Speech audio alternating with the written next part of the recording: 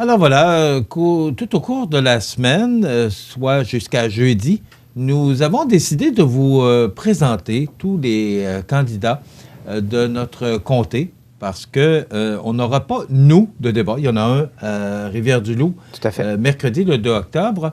Mais nous, personne n'a organisé un débat pour présenter nos candidats. Donc, ce qu'on a pensé, c'est inviter tous les candidats. On a procédé par tirage au sort et tout au cours de la semaine, jusqu'à jeudi matin, on vous présentera tous les candidats en liste pour cette campagne électorale, mais pour notre comté, pour Montmagny, Lilley, Kamouraska, Rivière-du-Loup.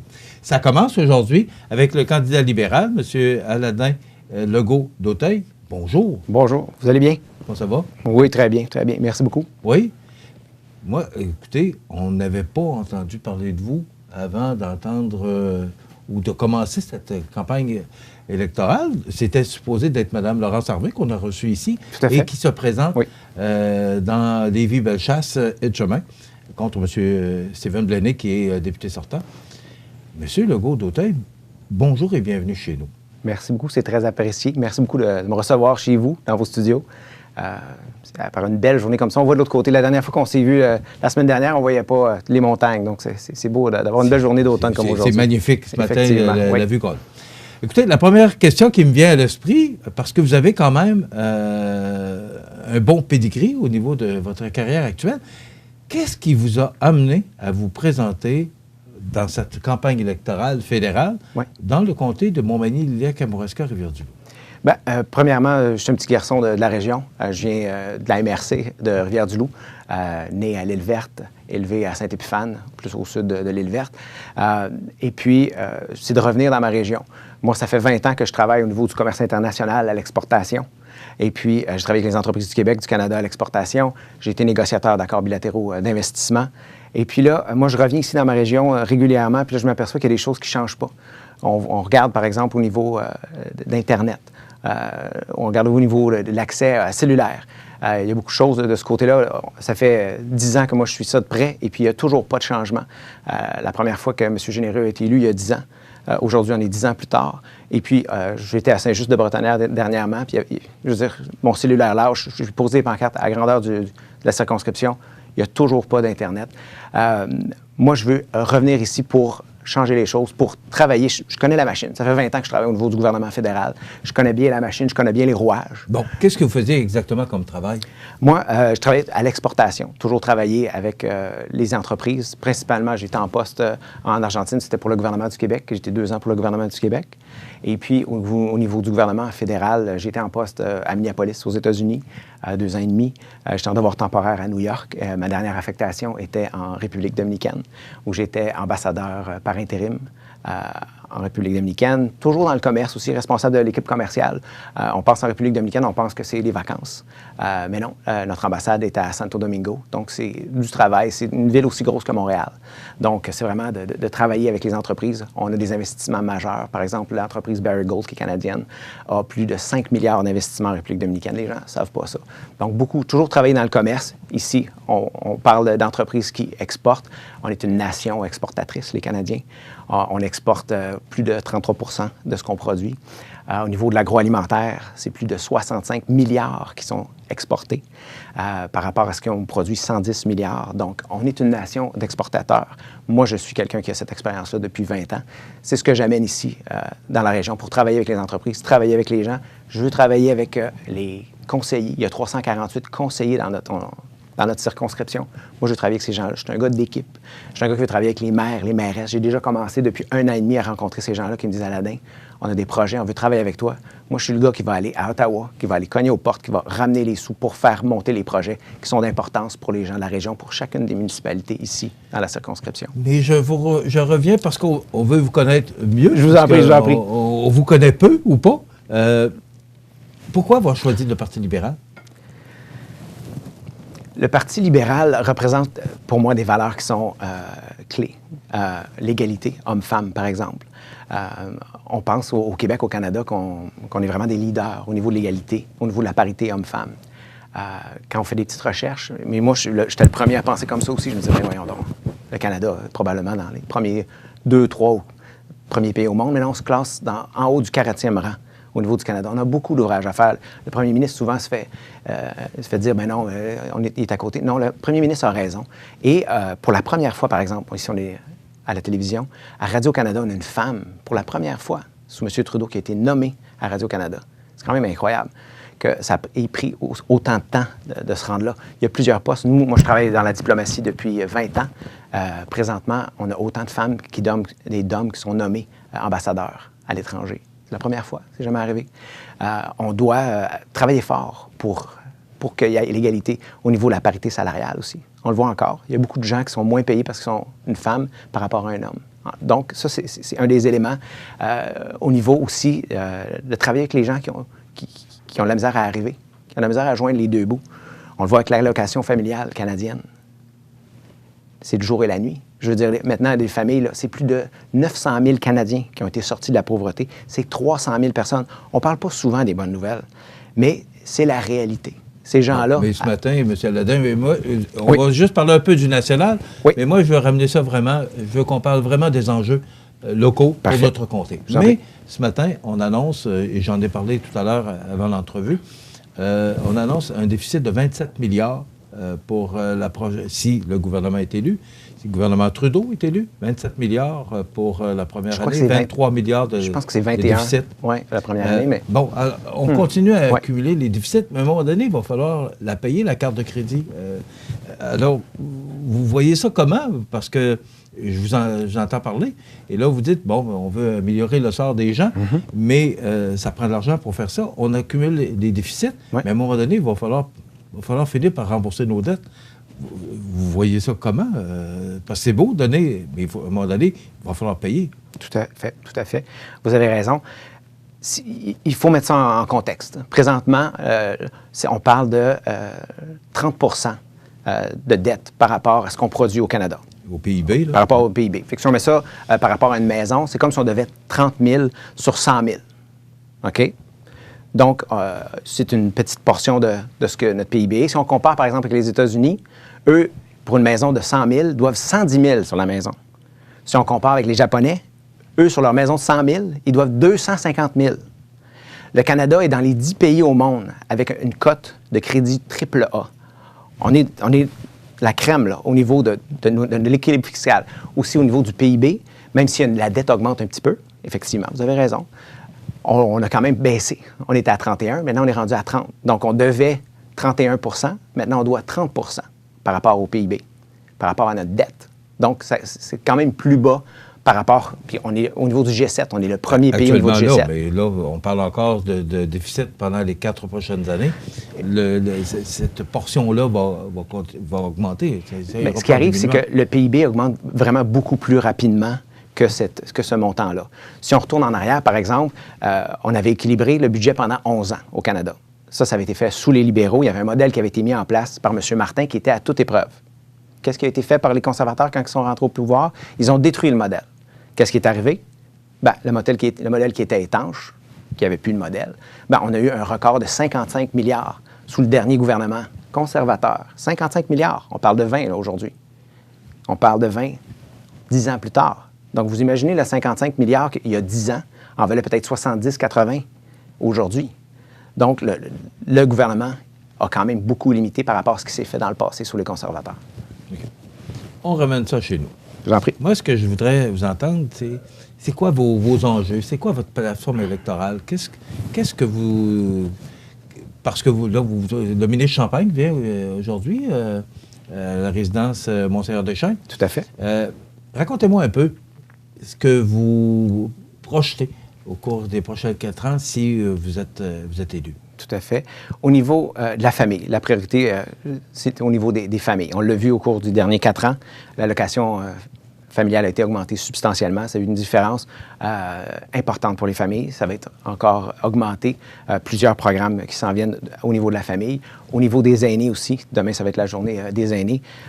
On a 2 augmentations. Au niveau des gens qui ont plus de 75 ans, il va y avoir 10 d'augmentation de la pension de vieillesse. pour les gens qui ont plus de 75 ans. Et il va y avoir aussi une augmentation pour les veufs et veuves de plus de 25 de leur allocation de survie. C'est à l'échelle du Canada ou pour notre comté à nous? C'est pour l'échelle du Canada. Pour notre comté à nous, on peut y aller plus spécifiquement, effectivement. Ce qu'on voit au niveau des infrastructures, c'est qu'au cours des dernières années, il s'est commis 500 millions dans la circonscription. Là, je ne parle pas à l'échelle nationale. Dans la circonscription, c'est 500 millions. M. Généreux nous parle de son 150 millions d'il y a 10 ans. Mais là, dans les derniers 4 ans, c'est 500 millions qui ont été commis ici, dans la région, pour l'eau potable, pour les eaux usées, pour les routes. Donc, un montant important dans la circonscription. Puis c'est ce que moi, je veux continuer.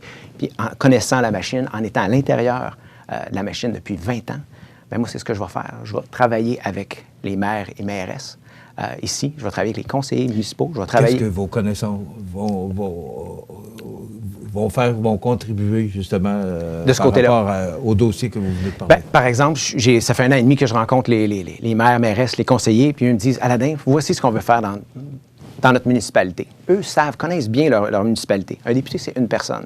Nous, c'est 58 municipalités dans le comté. Si on travaille ensemble, puis vous le savez ici, que travailler ensemble, vous êtes la capitale de Loi-Blanche. Qu'est-ce que fait Loi-Blanche? Loi-Blanche s'en va en V, puis il se passe la tête. Il se déplace, il se passe la tête. Moi, je suis un leader comme ça, qui travaille en équipe, qui se passe effectivement la tête. Puis pourquoi ils font ça? Ils changent, ils se passent la tête pour aller, ils vont 66 de fois plus vite. Comme ça, en travaillant ensemble, ils arrivent plus rapidement à leur but. Et puis moi, c'est ça que je veux faire. Je veux travailler pour aller plus rapidement. Vous avez rencontré les gens des municipalités. Oui. C'est quoi leurs besoins? Qu'est-ce que vous avez entendu comme message? Beaucoup de besoins en infrastructure.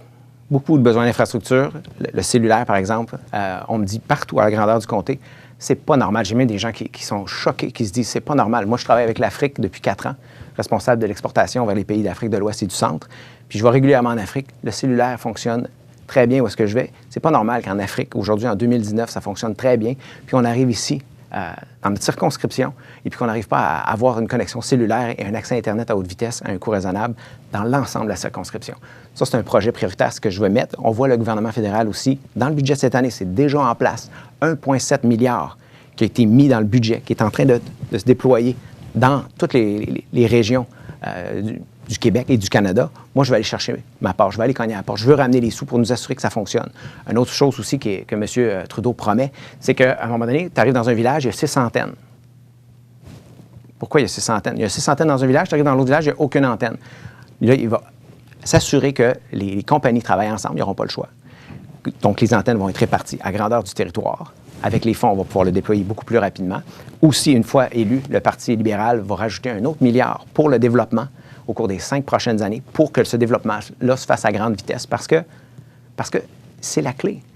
Moi, je le sais, je rencontre des entrepreneurs, j'en rencontre des gens, j'ai rencontré les gens de l'UPA, puis ils me disaient, nous, on a besoin de cette connexion-là. On est partout. On a besoin de cette connexion-là pour faire notre travail. Au niveau sécuritaire aussi. C'est pas négligé sécuritaire. Moi, je connais beaucoup de gens, puis je suis sûr que c'est la même chose pour vous, qui ont eu un accident par des gens qui sont, par exemple, à Saint-Just-de-Bretonnière, qui sont un peu partout dans la région. Moi, mon village, c'est Saint-Épiphane, où est-ce que j'ai été éduqué, où est-ce que j'ai fait mon primaire. Quand je rentre à Saint-Épiphane, je parle au téléphone, ça coupe. C'est pas normal, ça. S'il arrive un accident, on ne peut pas appeler les secours. Moi, je connais des gens qui ont été qui ont eu beaucoup plus de problèmes de santé parce qu'ils n'ont pas pu appeler les secours. C'est pas normal. On doit travailler là-dessus. On doit régler ce problème-là. Donc, priorité, l'Internet haute vitesse ou en tout cas oui. les cellulaires. Effectivement. Pour ramener aussi les jeunes, nos jeunes là, qui sont allés travailler, qui travaillent en ville, ils veulent revenir. Mais à un moment donné, sinon leur petite entreprise va aller habiter dans un rang puis continuer à travailler sur le web. Ils n'ont pas accès à haute vitesse, Internet et puis à le cellulaire. On ne les ramènera pas. Ces jeunes-là, ils ne viendront pas travailler dans notre circonscription. OK. On revient toujours aux dirigeants des municipalités. Oui. On parle d'Internet. Oui. Il y a d'autres besoins. Est-ce que vous les avez ciblés? Bien, il y a effectivement tout ce qui est au niveau de l'eau. On voit des sécheresses depuis 3 ans. Les agriculteurs nous l'ont dit. Il faut qu'il y ait des compensations. Il faut trouver des solutions. On le voit aussi au niveau de tout ce qui est eau usée. Montréal déverse. Ottawa déverse encore plus que Montréal. Ça passe, ça s'en va dans les rivières du Outaouais. C'est terrible. C'est des millions de litres de la pollution. D'eau usée qui sont déversés dans le fleuve. Qui arrive ici, qui passe ici en avant. Et au niveau de l'eau, je pense que c'est l'élément clé aussi qu'on doit travailler. C'est ce que j'entends partout. À grandeur de la circonscription, l'eau va être un élément fondamentale. Pourtant, pendant les derniers 4 ans, est-ce qu'il y a des efforts qui ont été faits en ce sens-là? Oui, effectivement. Un grand nombre d'argent qui a été investi dans les infrastructures d'eau, surtout dans les villes et villages.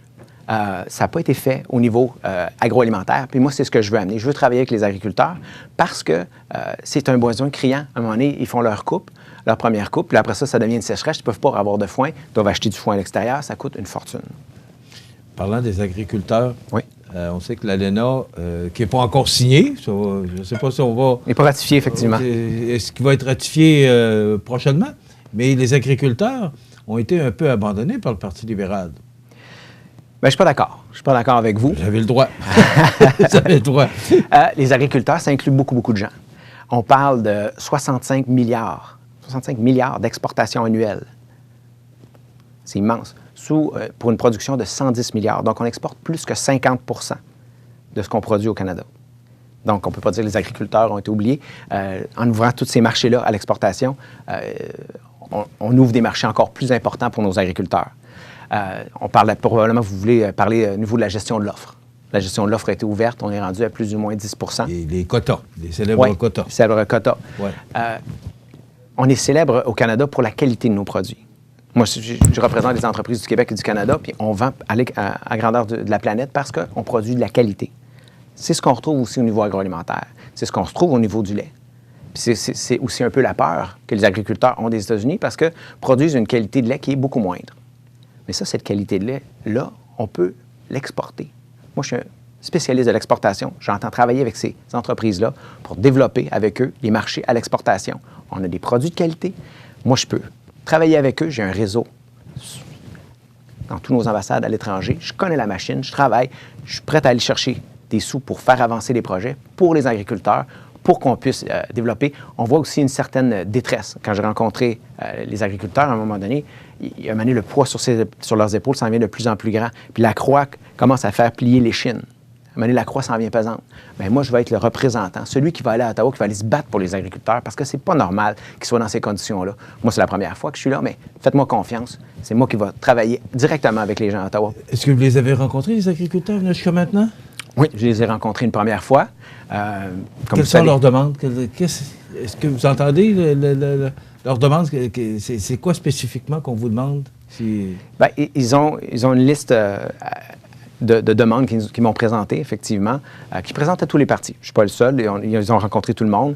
Je vais aussi rencontrer bientôt le 3 parce que le comté est tellement grand qu'on a deux UPA. L'UPA plus ici, dans le coin de Montmagny, puis celui plus dans celui de Rivière-du-Loup. Donc, je vais rencontrer les gens de l'UPA ici le 3. Mais ceux que j'ai rencontrés de l'Est du comté me disent effectivement besoin criant au niveau de la sécheresse. Au cours des 3 dernières années, ça a amené des coûts importants. Et puis, il y a les assurances pour la production, pour subvenir à leurs besoins, prennent trop de temps à être payés. Quand ils sont payés, c'est souvent incertain. Qu'est-ce que ça va être? Donc, il y a une insécurité de ce côté-là. Je mentionnais, ça n'ira pas avec les changements climatiques, ça n'ira pas en s'améliorant. Non, donc, effectivement, ça va aller en s'empirant. Il y a une portion du budget qui est prévue pour aider les agriculteurs pour les sécheresses? Bien, pour l'instant, effectivement, il y a différents programmes qui sont en place. Il y en a plusieurs qui sont en révision. On peut faire beaucoup plus pour les agriculteurs, puis moi, c'est ce que je veux faire. J'ai l'intention d'aider les agriculteurs, j'ai l'intention d'être leur voix à Ottawa. Ici, vous savez, c'est la 2e circonscription productrice de lait au Canada. 2e circonscription productrice de lait au Canada. On n'est pas la 120e, là. On est la 2e. C'est vraiment un coin de pays qui est axé sur l'agriculture. Tout à fait, oui. Pénurie de main-d'œuvre. Pénurie de main-d'œuvre. Vous savez que toutes les entreprises de la région, oui, notre région particulièrement, vit une pénurie de main-d'œuvre criante, parce oui, que c'est vraiment là, le point, je pense, le point chaud, oui, de la campagne, parce qu'on se demande qu'est-ce qu'on peut faire, qu'est-ce que les gouvernements peuvent faire pour nous aider à contrer la pénurie de main-d'œuvre. Il y a l'immigration, bien sûr. Vous, localement, toujours, parce que moi, j'aime ça, toujours ramener ça à mon comté, moi, oui, chez nous. Tout à fait. Vous voyez ça comment, vous, pour aider les entreprises dans le besoin? Oui, oui, oui. Dans notre comté, on a 3 cégeps. On a une antenne au niveau universitaire à Rivière-du-Loup. On a des centres de formation technique. On a plusieurs endroits où est-ce qu'on peut former les gens. Je pense que la première étape, on a beaucoup de gens ici qui peuvent avoir une formation pour réintégrer le marché du travail. Justement, la semaine dernière, c'était chez Tim Hortons, ils faisaient les biscuits sourires. Moi, j'ai été travailler pendant quelques heures à aider à faire les biscuits sourires. Il y avait une dame qui était là, ça faisait 10 ans qu'elle n'avait pas travaillé. Je veux dire, parfaitement capable de travailler, mais à un moment donné, quand on est coupé pendant un certain temps, revenir sur le marché du travail, c'est comme une montagne.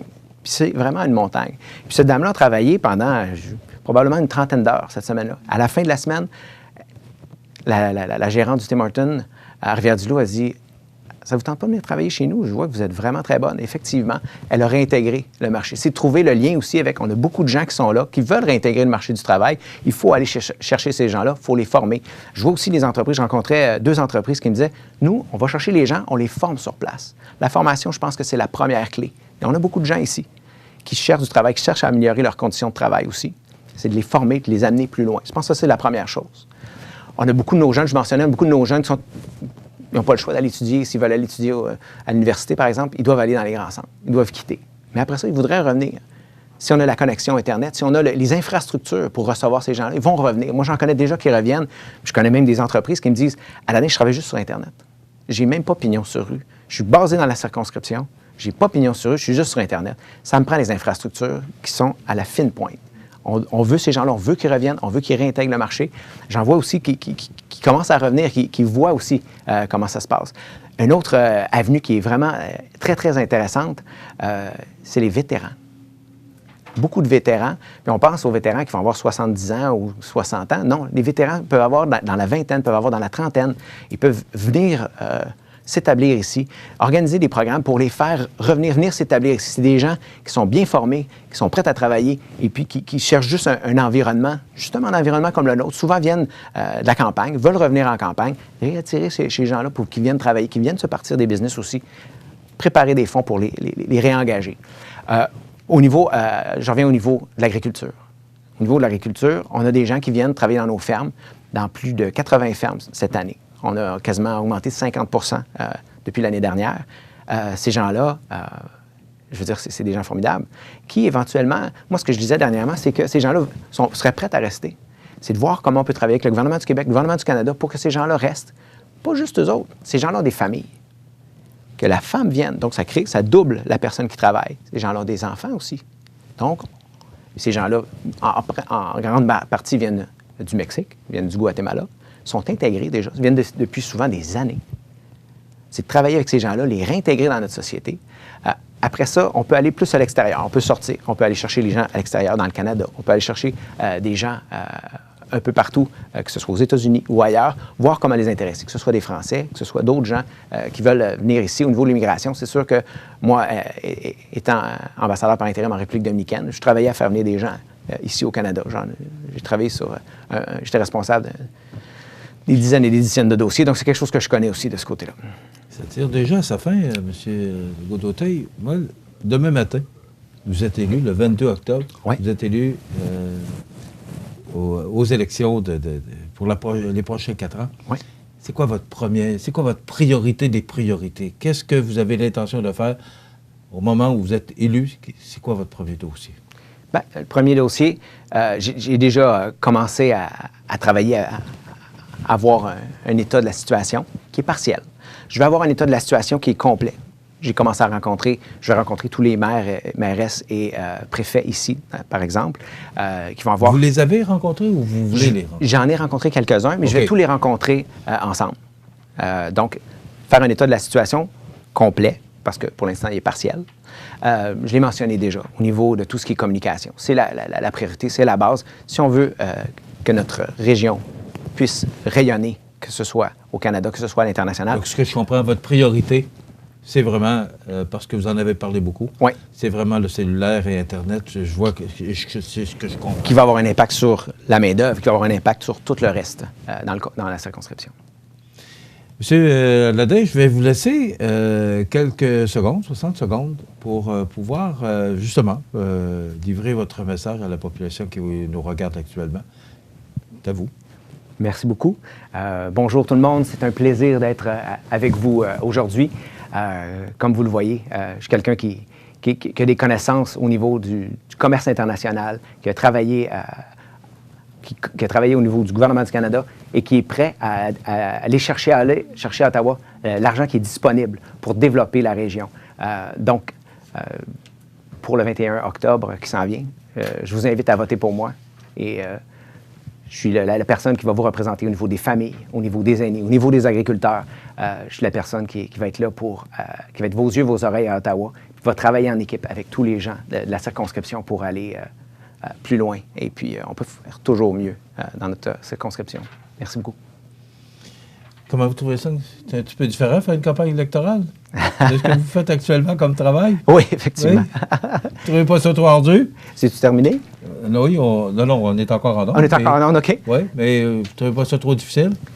Bien, c'est sûr que c'est très différent du métier de diplomate, mais métier de diplomate, ça peut être aussi chargé. En République dominicaine, on a eu un moment donné où est-ce qu'il y avait on a eu des menaces, puis ça peut arriver. J'ai dû fermer l'ambassade à 2 reprises. Donc, ça arrive aussi qu'il y a des moments critiques. C'est sûr qu'en campagne, c'est une autre façon de procéder. C'est une autre vie. C'est une autre vie. Monsieur Aladin Legault-d'Auteuil, merci beaucoup d'avoir été avec nous. On va vous souhaiter une bonne fin de campagne. Je vous remercie. Merci beaucoup. Monsieur Aladin Legault-d'Auteuil, c'est le temps d'antenne que nous avons décidé d'offrir à tous les candidats cette semaine. Donc, ça complète pour aujourd'hui. On vous revient dans quelques instants.